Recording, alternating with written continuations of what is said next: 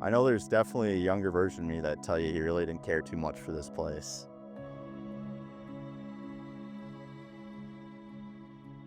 Grandpa definitely knew how to keep us busy, you know, whether we were fixing up old hay racks, out in the fields picking rock, out in the woods tearing down trees, clearing brush. He always had something for us to do out here.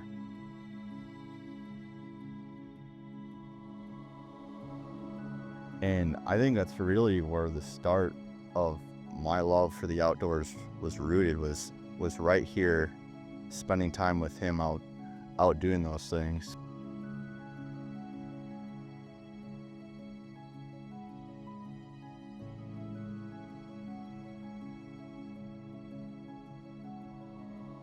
Growing up, I never really hunted.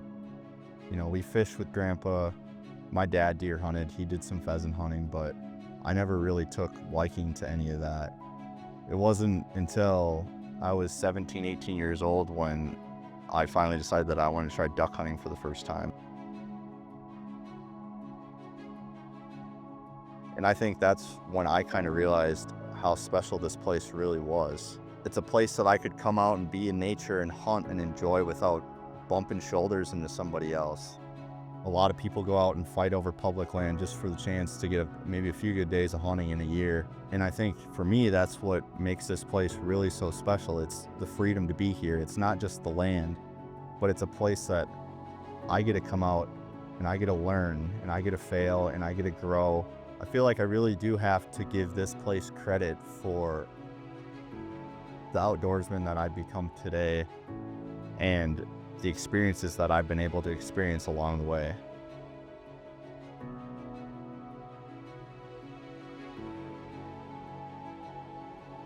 2020, kind of in the heat of COVID and everything that was going on, I wanted to try and fill that void that was the rest of the year outside of just waterfowl hunting.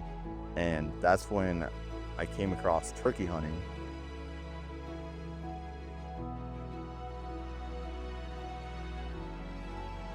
And after that very first year of turkey hunting, fast forward 6, 7 years, this place is where I've harvested every single turkey I've shot in the state of Minnesota. And for me, this has turned into more than just a hunt now. This is a tradition. It's a personal challenge that allows me to have a deeper connection to the place that kind of shaped me growing up.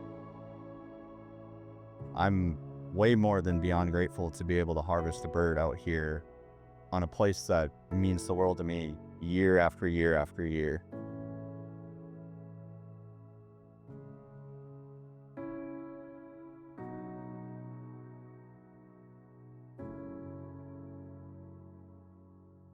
A few years ago, my grandma passed away kind of unexpectedly, and it definitely took a toll on everybody, but it was really hard to see my grandpa, a guy that I always look up to, a guy that's always happy-go-lucky, kind of devastated, kind of lost.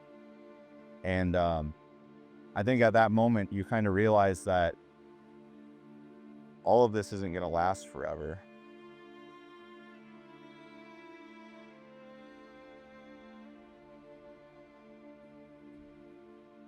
You know, you start to realize that the opportunity to come out and enjoy a place like this has been so taken for granted.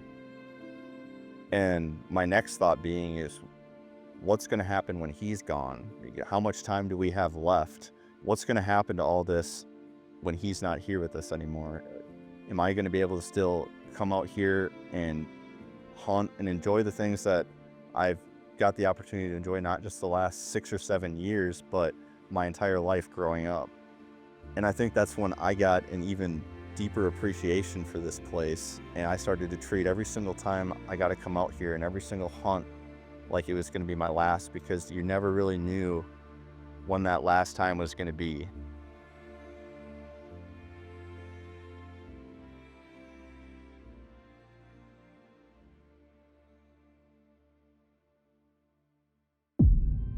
This year, turkey hunting was a little different than every year in the past. If you're from Minnesota, you know that we get 7-day seasons, and once you pick your window, you have 7 days to make it happen.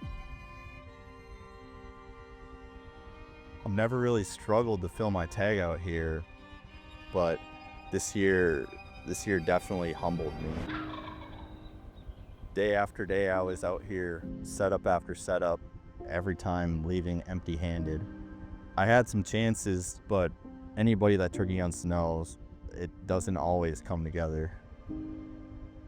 And then on that last Tuesday morning, cold, wet, rainy Tuesday morning, I remember sitting against that tree, just feeling exhausted, both mentally and physically.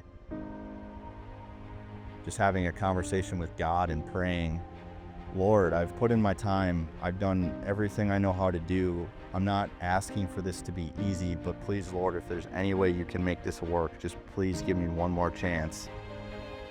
And at that point, it wasn't even about the bird anymore. It was about the whole season, the effort that I had put in, and the whole meaning behind what this was.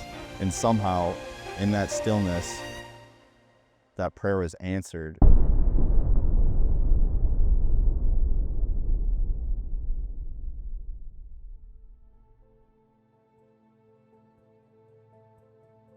Unfortunately, little did I know that that was going to be the very last chance I had the opportunity to harvest a bird while my grandpa was still alive.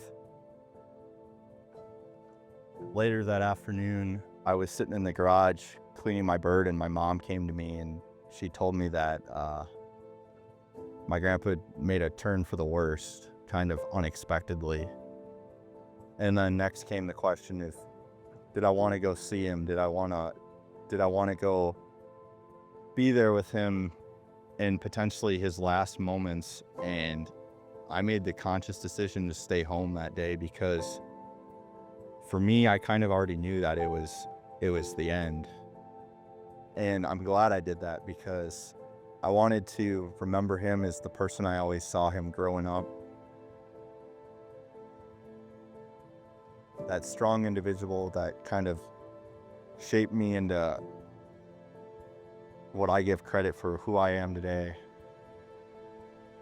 And I wanted that to be the way that I remembered him.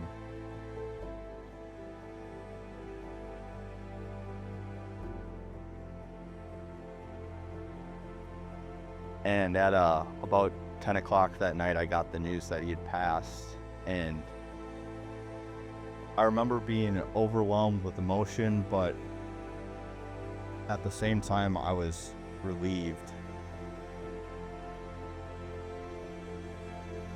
My grandpa loved a lot of things. He loved farming, he loved polka music, he loved playing card games, he loved fishing with his friends. But above all that, he loved his family and he loved the Lord. And I think anybody that knew him could see that. You didn't have to spend much time with him to know where his heart was at. And that's why in that moment, even through the sadness, there was a sense of peace because I knew that he was with both of them now.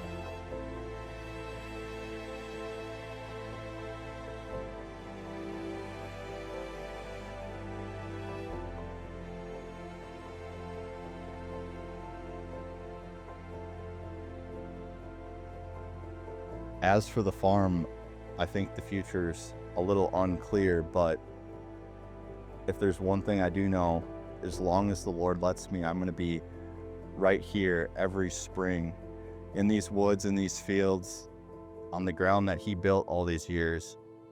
And I know he'll be right here with me.